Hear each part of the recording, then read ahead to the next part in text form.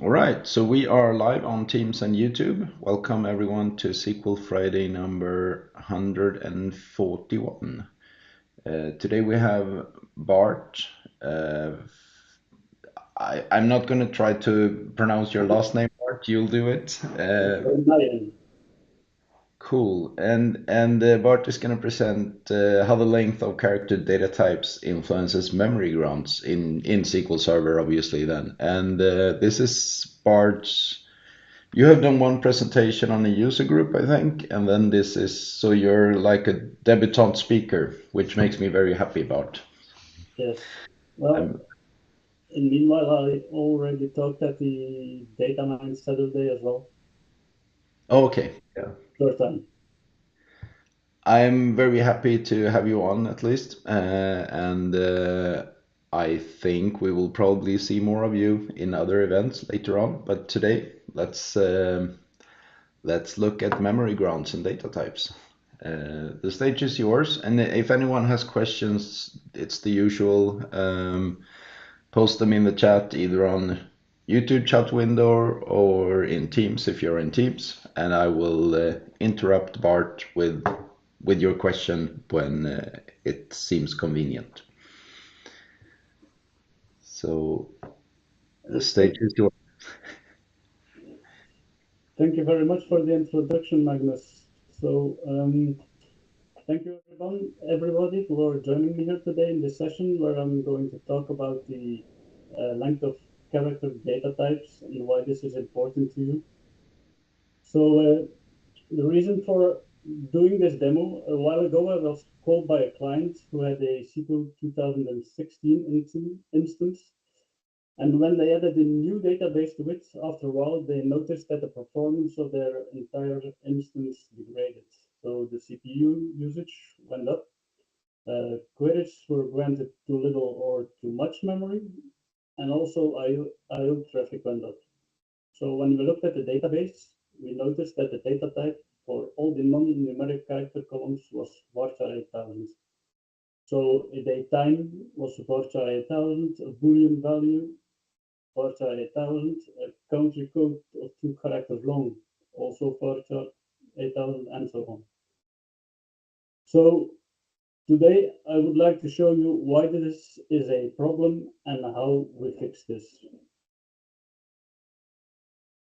So about me, I have been working with SQL Server for more than 20 years now, and I focus a lot on automating stuff with PowerShell. So creation of databases, installation of instances, backups, configurations, migrations, and so on. So that's something that I love to do and that I will hopefully continue to do. So the slides for this presentation, I don't know, Magnus, if you're going to post them somewhere as well. These are the links where I have placed the slides and the demo databases that I'm going to use through my demos later on. I think people can just use the QR code and then they don't have to find it on SQL Friday website. Yeah. Okay, great. So at the end, we will go back to the conclusions, but these are the things that I hope that I will show to you and that you will take away from this session. So we are going to talk about memory grants, when and where are they used, what is the relation with your data type and your memory grants, what will be the impact on your SQL Server instance. There is also a feature called memory ground feedback since SQL 2017. What is the impact of that feature? And how can we remediate some things when they are going wrong? So first of all, the memory grants. Not all queries are granted memory during executions. There are only a few parameters or operators who will require a memory grant. Most of the time, and there are two exceptions that I won't discuss here, but you will see those memory grants when using a sort operator or when you are doing a a hash operation. So a sort operator can be triggered by an order by, but also can be done intermediate by the SQL Server engine to sort some intermediate results. So you don't always have to do an order by to trigger a sort operator in your query plan. For the hash operation, you will typically see that when you are joining two large input tables that may indicate the missing index, or when you do some aggregation functions like sum, average, distinct, union, and so on. So just to show you this, I have a demo database, and we are going to execute 3 different queries on this. And if I enable my query plans, I will be able to show you what I want to show you. So the first query is a simple select of 1000. And when we go, this is the actual execution plan. And when we go to the properties of that execution plan, you can see the memory grant information here. You can see that there is no memory granted to this query as we don't have a sort or hash operation. In the second query, we do an order by. We see the sort operator here, and if you then go to the memory grant information,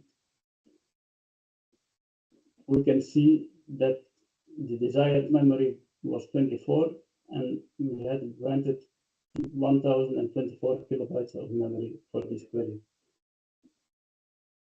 If we go to the third one, where we do distinct, we can see that we have a hash operation in our query plan. And then when we go to the properties, again, you can see that this query also was granted memory. So a memory grant will only occur for these operators, sort and hash match.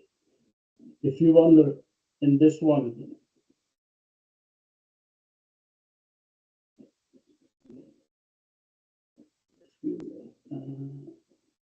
a moment.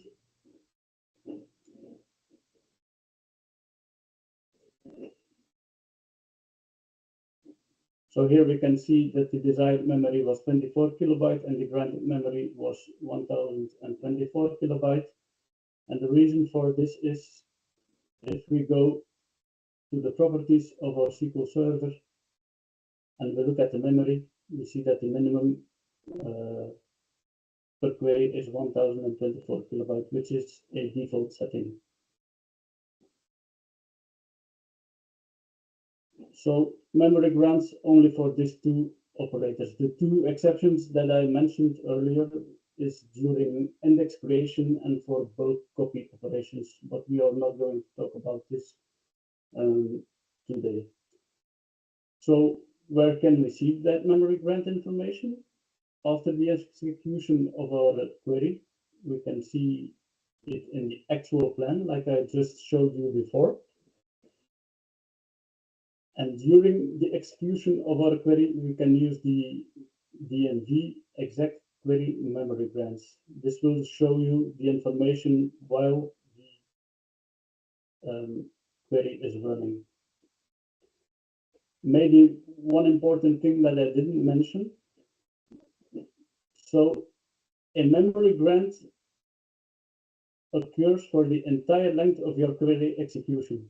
So if memory is granted to your query and your query lasts for half an hour, you will be granted that memory for half an hour and nobody else will be able to use that part of the memory of your SQL Server.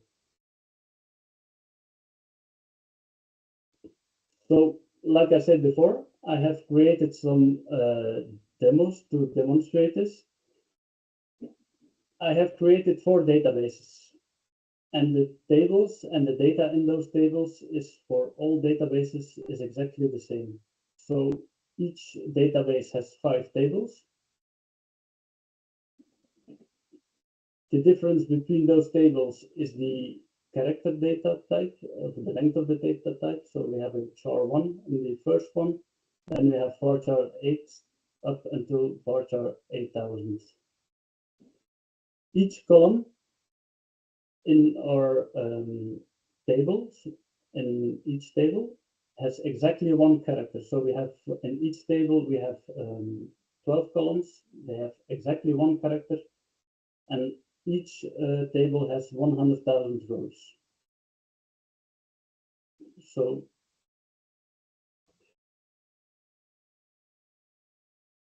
I have written this created this demo in PowerShell to prevent, hopefully prevent demo failures. This is not to obfuscate some things, but just to prevent demo failures, like I said before. So generally, each demo will do the same. We will start an extended event session just to be able to capture the actual plans of the query executions. Then we are going to run the query on the tables, on each table, on each database. We are going to stop the extended event session. Then we are going to load the query plans in a database, so I'm able to query those, and then I'm going to copy a query to my clipboard so I can show you what I wanted to show you. So oversized columns, when I think about oversized columns, I think about something like this. So you have a niche, although you are perfectly capable of using this large truck to do some grocery shopping, this is not something that you will do normally. So you have a lot of space that is unused, and you are taking away also some parking space from the other people. So that's not something that you would like to do. If we go, so on all our databases, this is now the datatypes 2022 database, we are going to execute each time these queries. So on each table, we are going to select all the columns, and we are going to do an order by the first column. So the result will look like something like this. So you have the 100,000 columns. Okay, let's get started. We have a question for you before you get started, if it's okay. It's Paul who asks, can a query reuse the memory when an operation in the plan is completed, or is the used memory the total of each individual operation in the plan? So I guess, Yes, the memory can be used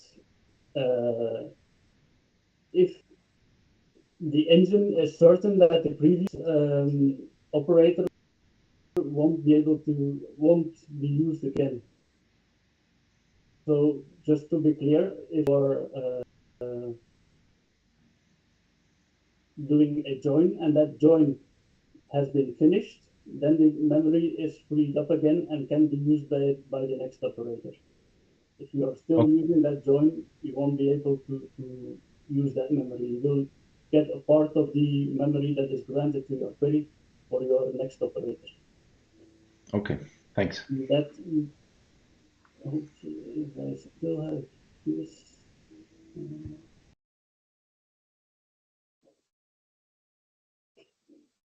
I think I can show it here.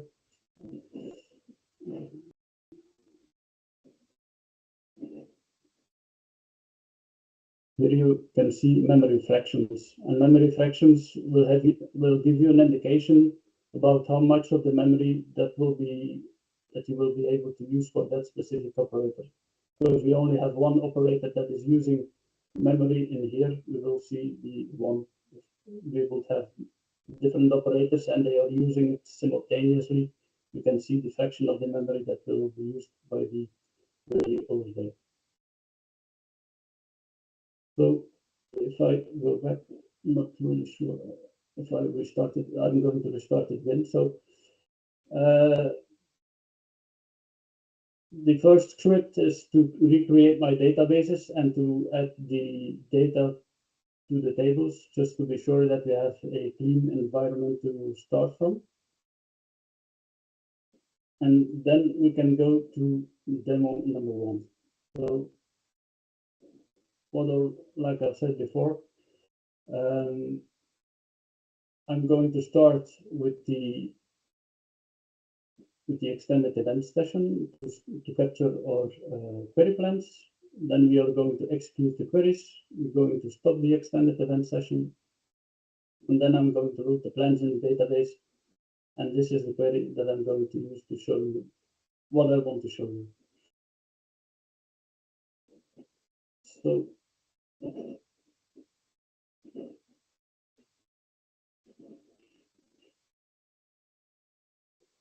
what can you see here? We have 5 tables with exactly the same data in it, but with a different data type. The first query with the char1 requested 8 megabyte of memory, was granted 8 megabyte of memory and used 5. The one with the varchar 8000 requested 6 gigabyte of memory and was granted 6 gigabyte of memory, but only used 17. Because if we look at the tables, the size of the tables,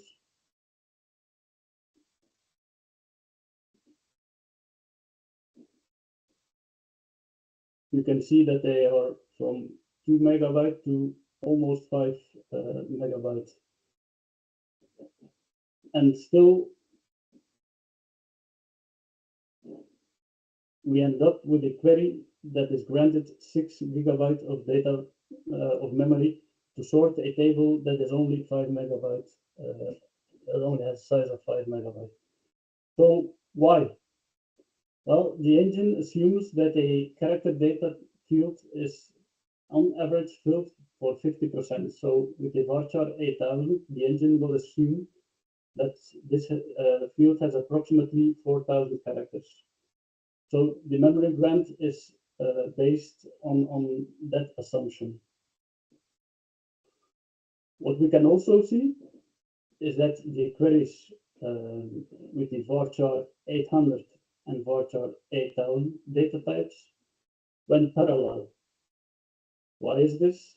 Because on this instance, the cost threshold for parallelism for my queries was set to 50. So the engine determined that that the cost is above 50 and made this go parallel. If you look at CPU time as well, the first query used 83 milliseconds of CPU, while the last one, to do exactly the same with the same data, used 10 times more memory. So what happens then if we do the same again, but now without clearing the plan cache or without recreating my databases?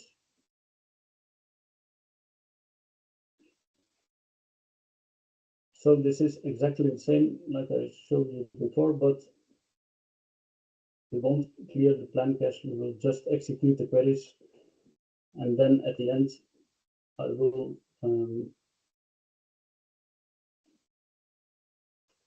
have another query for you.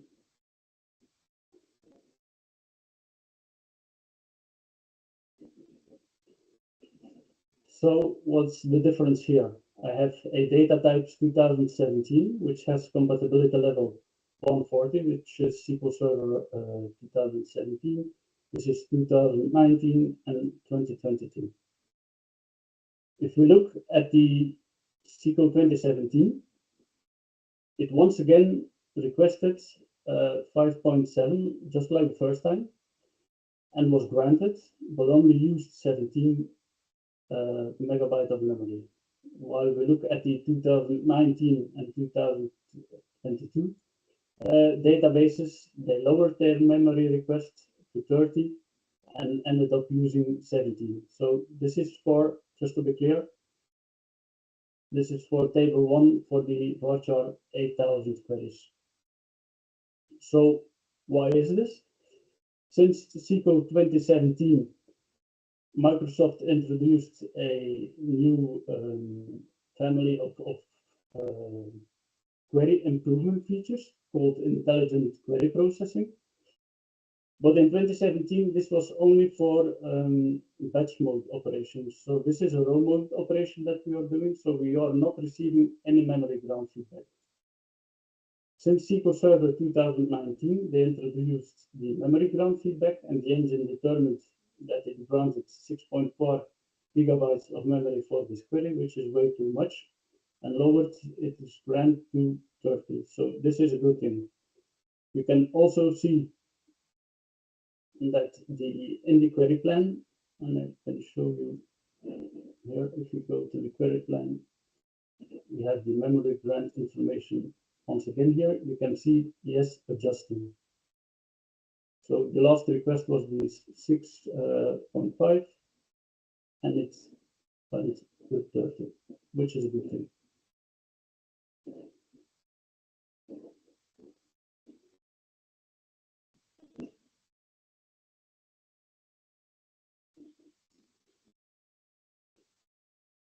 So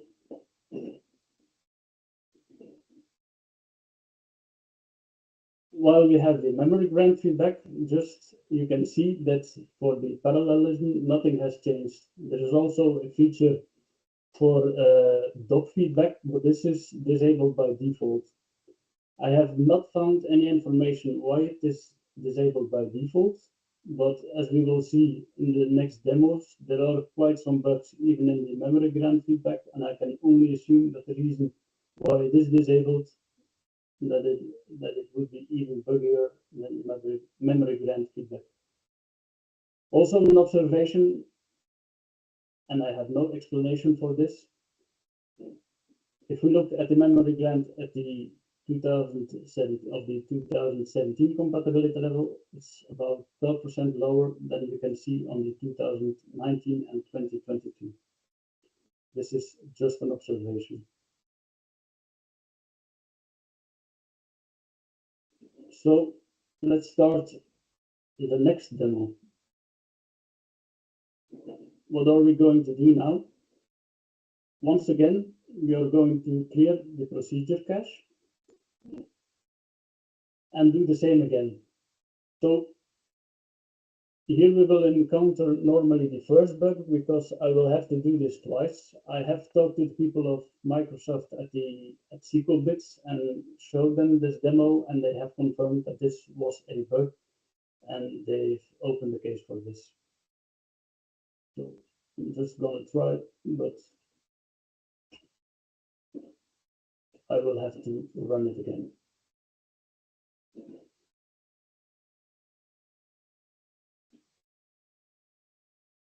So as we have seen before, the memory grant feedback is a database level feature. What I mean, it's determined by your compatibility level of your database. Since SQL 2022, they have also persisted the memory grant feedback to the query store. So normally, if your plan gets evicted from the cache because of you have restarted your SQL Server or it's just been evicted to make place for some other things, you would expect on a 2019 machine or that the memory grant would the first time be 36 gigabyte again. So this was the case this time, but this is a bug. So normally it should have been 30 immediately. Why? So like I said before, since 2022, they have persisted that data to the query store. So if you go, you can't see it in the interface, but if we query the views of our query store, you can see that they have the information for a specific plan and the node ID in your plan, and here you can see what would be the ideal memory for that operator. So the 17 is the 17 megabyte that we can see here. So this is progress. Why? Like I've said, all your query plans that are in the query store and have excessive grants will be able to take advantage of the memory grant feedback feature after your plan gets evicted from the cache.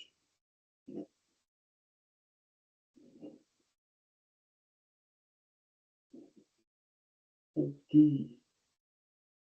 One thing, and this is as far as I'm concerned another bug. If we run the demo 2 again without clearing the plan cache, just run it again,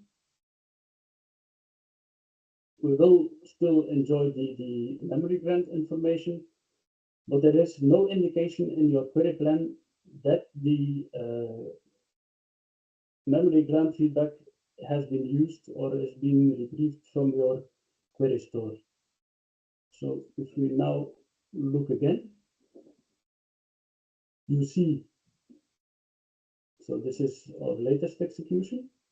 Once again, you see the memory grant of 30 megabytes, but your memory grant feedback information in your query plan will say, I have done nothing, you had an accurate grant, which is not correct. The next one, just to show you that this also works when restarting your SQL Server.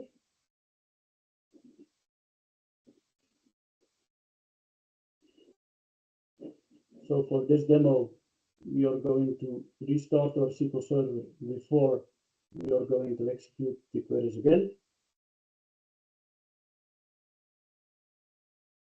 And then we will see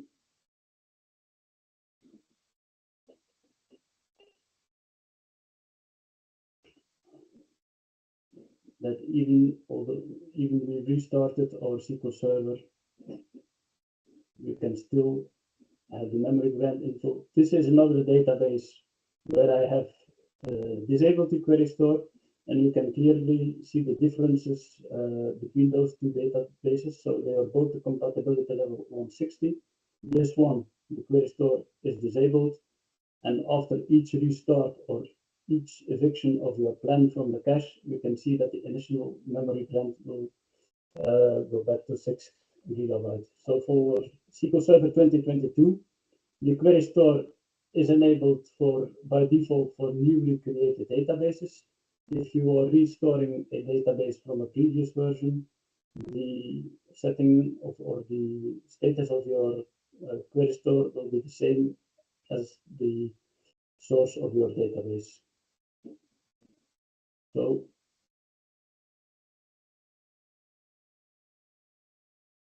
the next one, for the next demo, I am going to add some extra spaces. We are going to execute exactly the same query.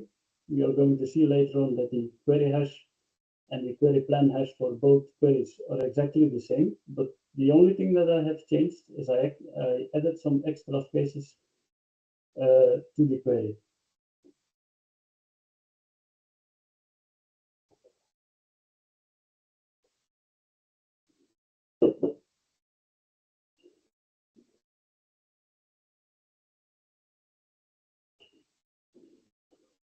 So as you can see here, we are using the same database, we are doing the same.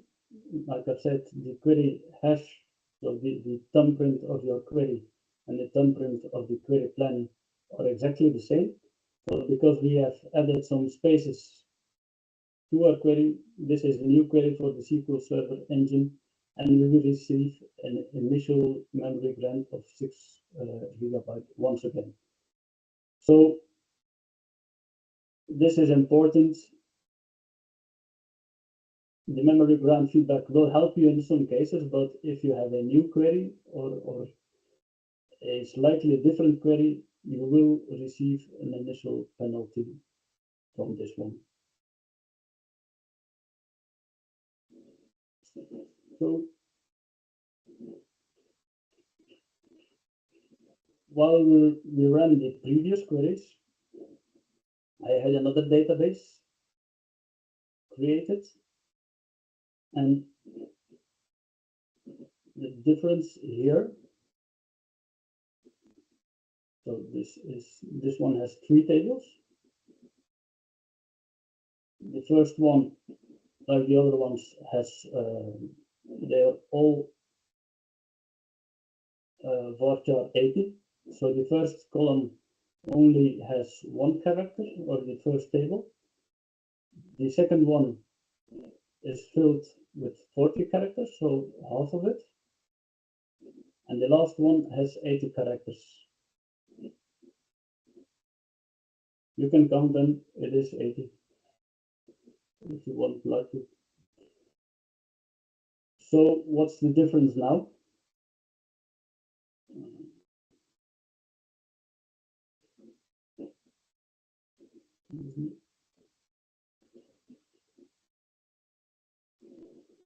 So the first time, let me just, so this is the very first time that we executed the queries together with the other databases. So the first time, all 3 tables were granted, requested and were granted 148 megabytes of memory. If you look at this one, with the 1 character in it, it only used 16, and these 2 with 40 and 80 characters in it used the 148. But when you go and look at the query plan, you can see that we have a warning over here. And what says this warning? That we have a spill. I don't know if this is big enough. So that we have a spill to our 10 DB, and 13,334 pages were written to the 10 DB to be able to do the sort. So if we use our calculator,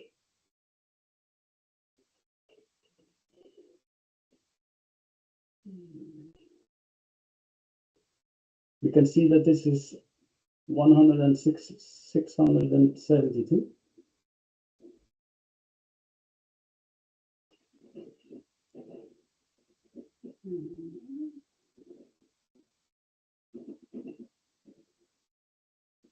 So this is the entire table, because our entire table was returned as a result. So the entire result set is written to your to the 10 DB. It's not only the part that doesn't fit into memory, it's the entire result set that has been written to the 10 DB. So obviously to do the sort, it has to do that. So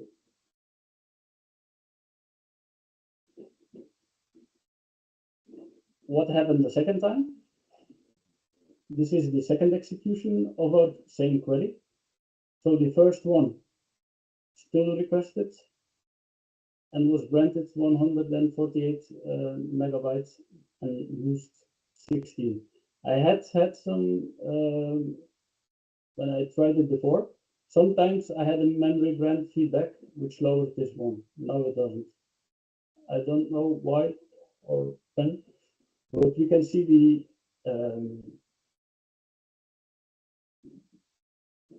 the query on table 2 and 3 had a higher memory grant than the initial one of 148. And when we now look at the query plan for the second execution, the exclamation mark indicating the sort or the spill to 10 dB has disappeared, and the query was executed entirely in memory.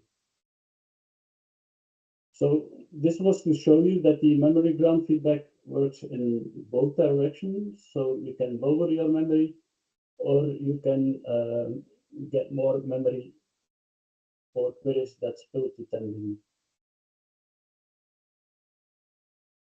One strange thing, and I once again have to admit, I didn't find, or I couldn't find why.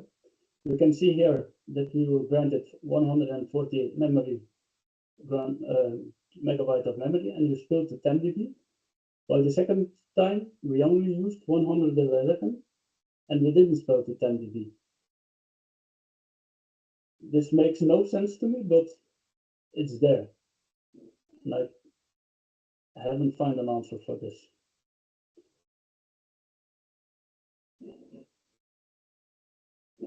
So the next demo, and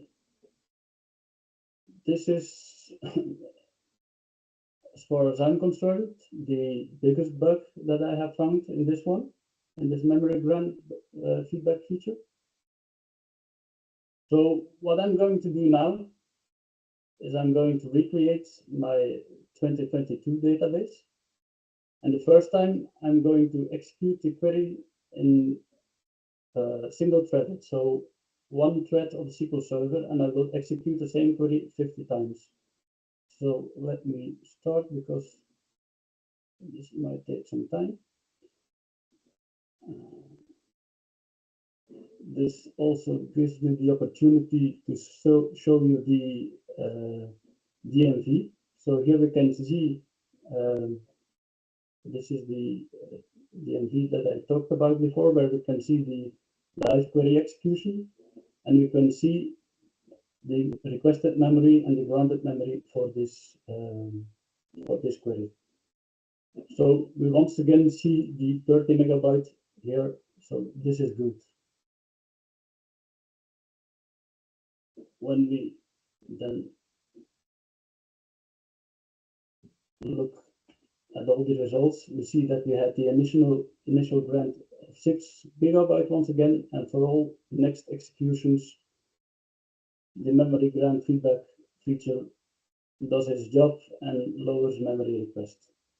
But now, what happens if we going to execute this in parallel? So this has nothing to do with parallelism on your SQL Server. This is from PowerShell that we are going to execute these queries in parallel.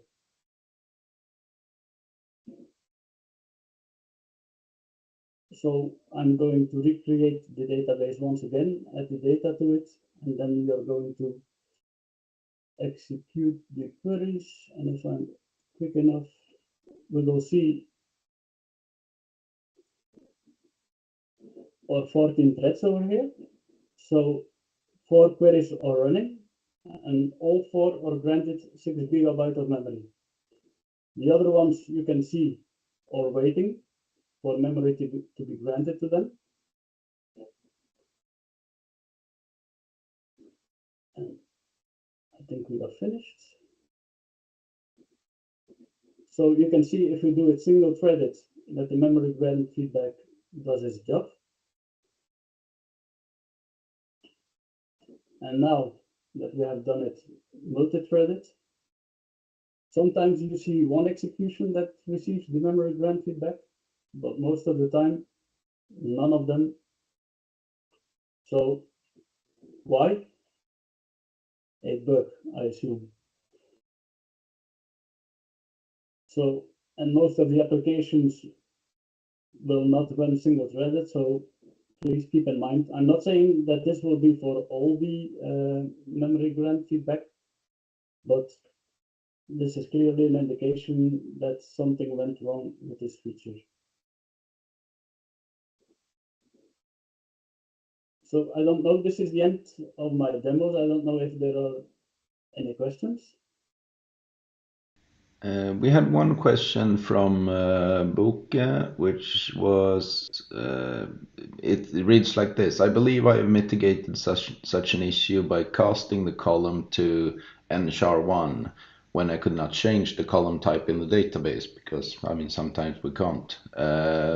So I guess the question is, like, if you cast the character data to a car1 or ncar1, would the memory grant become lower because of that?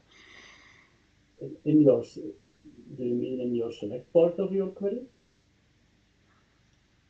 It doesn't say where, but I mean, I tried to answer in the chat, and my assumption is that if you, I mean, the select list in itself probably doesn't matter, but in the order by, if it's casted to if whatever is ordered by is costed to a character 1, then I would assume the memory grant would be lower. I don't think that this would make a difference. This will still be the same. Okay. So I have one more script that I can show you, because I started my session where I talked about the issue that I had. So what did we do? Of course, for all the data types that we could change, and like date times that we could change to date time, we change them to date time. Booleans, we change to booleans. And for the other tables, I created a script. So this is my database name, this is the schema, and this is the table. I've created a script, but please don't ever execute this in a production environment, because this will cause table locks. So I've created a script that looks at the data in your tables, looks at the defined column length and what the actual length within your table is. So, but this is, of course, this was very quickly now because this is a demo database. I have included the script at the same GitHub repository where I've put my slides, but please, please, please do not execute this on a production database. This will cause table locks, because we have to scan for most of the columns, or the columns that are not indexed, we have to do a table scan. So, but you can use this if you would like to know what the length of your data is in your table. This is it. You can use this.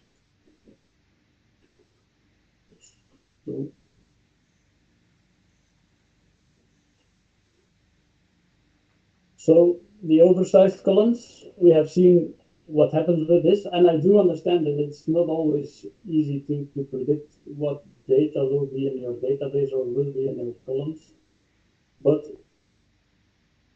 please be aware of this behavior on your SQL Server. So my laptop has, excuse me, 32 gigabytes of memory for SQL Server. We could only run 4 queries in parallel.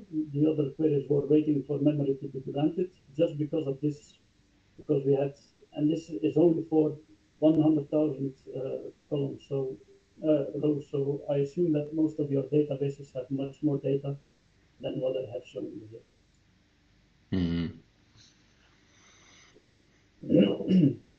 So there is one more question here.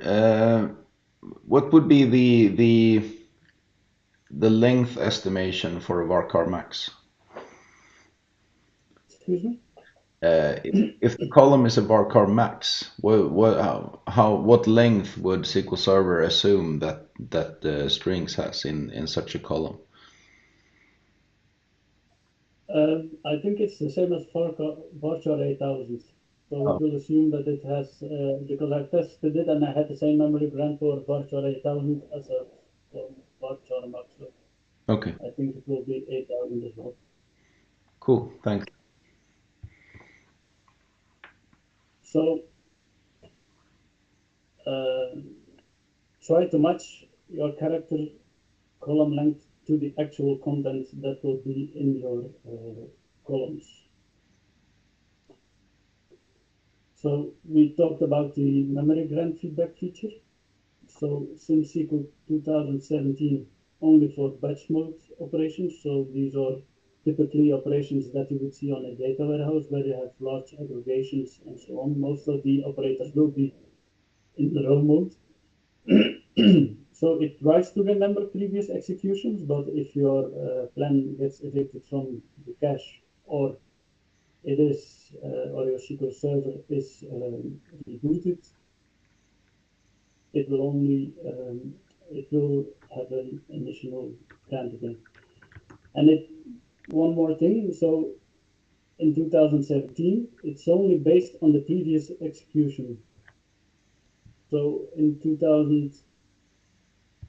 2019 or 2022, I'm not really sure. I think it's 2022. They have something that is called percentile adjustments, and they go and look at multiple executions to. I don't know if I can. Well, this is not a good example.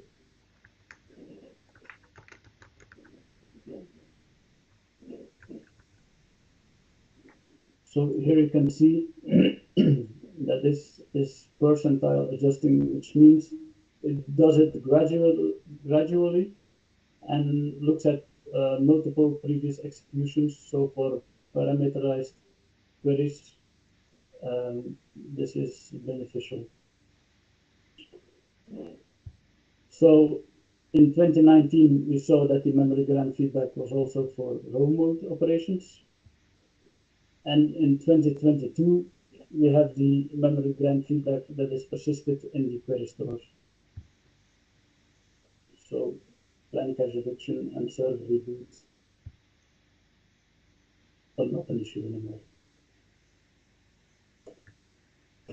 So this memory grant feedback feature, does this mean that you don't have to worry at all and that you can use Varchar 8000? I think I have demonstrated that the memory grant feedback feature has still a lot of bugs. You will always have your initial grant, which will steal memory from other queries or push data pages out of your buffer cache. So a good database design is the foundation, and the memory grant feedback is your life jacket. That might help you, but will not always help you. So, like I said, so the first one, the feedback is not implemented immediately to the query store, or is not written immediately to the query store. This is a confirmed bug by Microsoft. They have no indication in the query plan that the memory grant is adjusted through the query store, which I think is a bug as well, because you will have to query your query store to know this. You won't be able to see it in your plan. And we also demonstrated that the memory grant feedback feature fails when we executed the queries in parallel. So the conclusions: memory grants, sort operations, and hash operations. The optimizer will assume that on average your data field is filled for 50%. As the length of your type grows, your memory grant will grow, and your memory grant feedback feature can reduce the impact. What can we do as DBAs or as developers? Try to match the correct length and use character data types when needed. Don't use character data types for storing datetime or Boolean values or numbers or whatever. Are there any more questions? There is one more question from Paul. Since you cannot enable query store for the master database, will there be any memory grant feedback for if you run a query in master?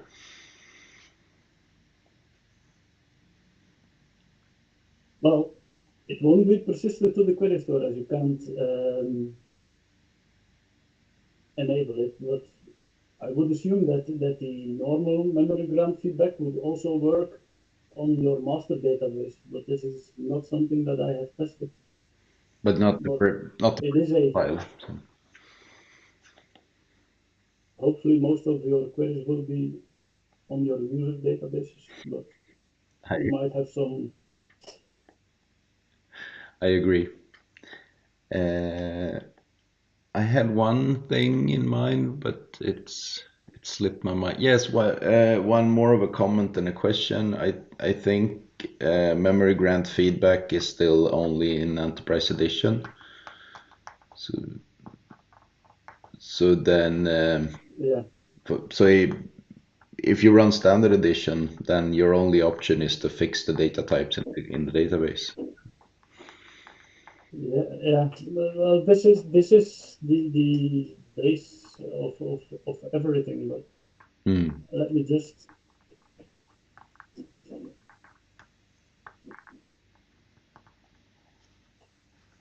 verify.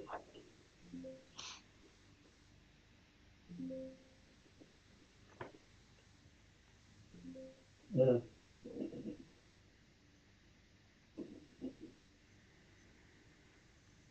Any more questions? Nothing here. Let me check the YouTube chat. No questions there either. So I think we're out of questions. So I guess with that, all that is left is to thank you so very much for coming to SQL Friday. I enjoyed having you here, and I picked up a couple of things that I didn't know, so that's good. And I mean,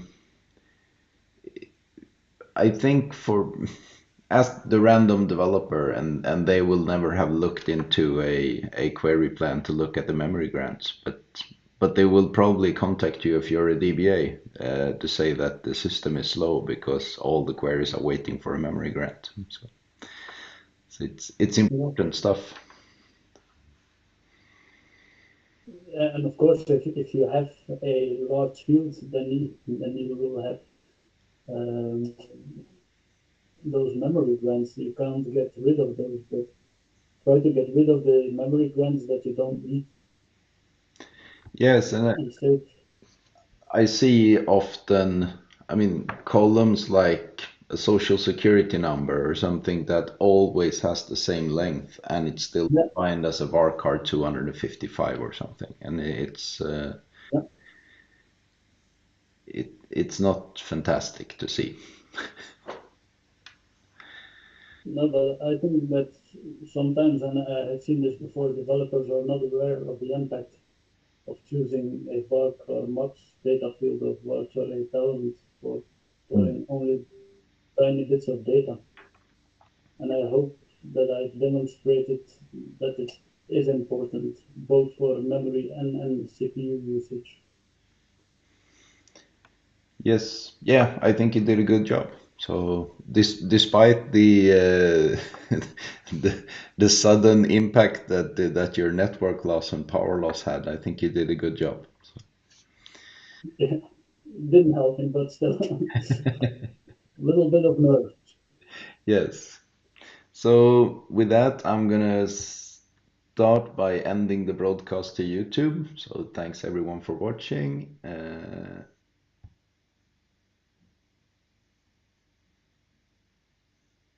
And broadcast.